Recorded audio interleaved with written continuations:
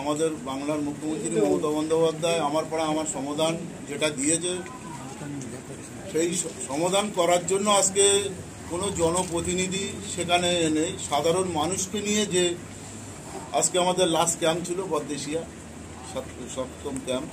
সেখানে আমরা গিয়ে দেখলাম উচ্চে পড়া ভিড়, সাধারণ মানুষ যে কারুর রাস্তার সমস্যা, কারুর টিউবওয়েলের সমস্যা ছিল এবং কেউ ট্রেনের কথাও সেখানে বলছে, সেগুলো উল্লেখ হয়েছিল। উল্লেখ হওয়ার পরে আমরা সেখানে সাধারণ মানুষ যেটা বলেছে সেটা লিপিবদ্ধ করা হয়েছে। করার পরে দেখলাম যে পরিমাণে মানুষের চাহিদা, যে দুর্গা পুজো গেল, দুর্গা পুজোয় যেমন আমরা ঠাকুর দেখতে যাই, লাইন দিয়ে ভিড় হয়,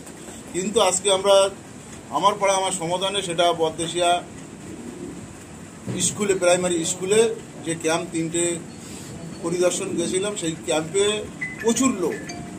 মানুষের অভিযোগ সব শোনা হয়েছে, সব লিপিবদ্ধ করা হয়েছে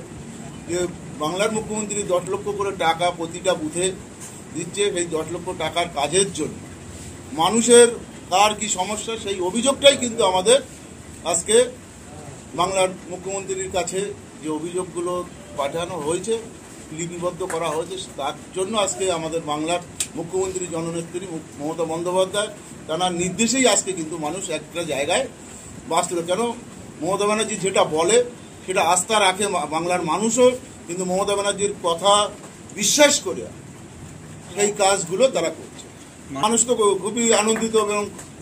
কাজ নিশ্চয়ই তারা ভালো বুঝতে আনন্দিত পাবে যে কাজ হবে। বাংলার মুখ্যমন্ত্রী যেটা কথা দেয়,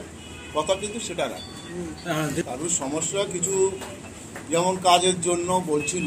সেই কাজগুলো কেউ বলছিল যে আমার একটুখানি রাস্তা বাকি আছে, বাড়ি ঢুকতে পারছি না, সেই রাস্তাগুলোও নেওয়া হচ্ছে এবং কিছু জব কার্ডের নাম এর ব্যাপার অ্যাটাচ করার ব্যাপার, তো সেই হিসেবে আমি কথা বলছিলাম যে জব কার্ডের ব্যাপারটা তো অ্যাকচুয়ালি এখান থেকে হবে না, সেটা আপনারা পঞ্চায়েতে যান, পঞ্চায়েতে গিয়ে সেই কাজগুলো সম্পূর্ণ করা যাবে। যারা কোনো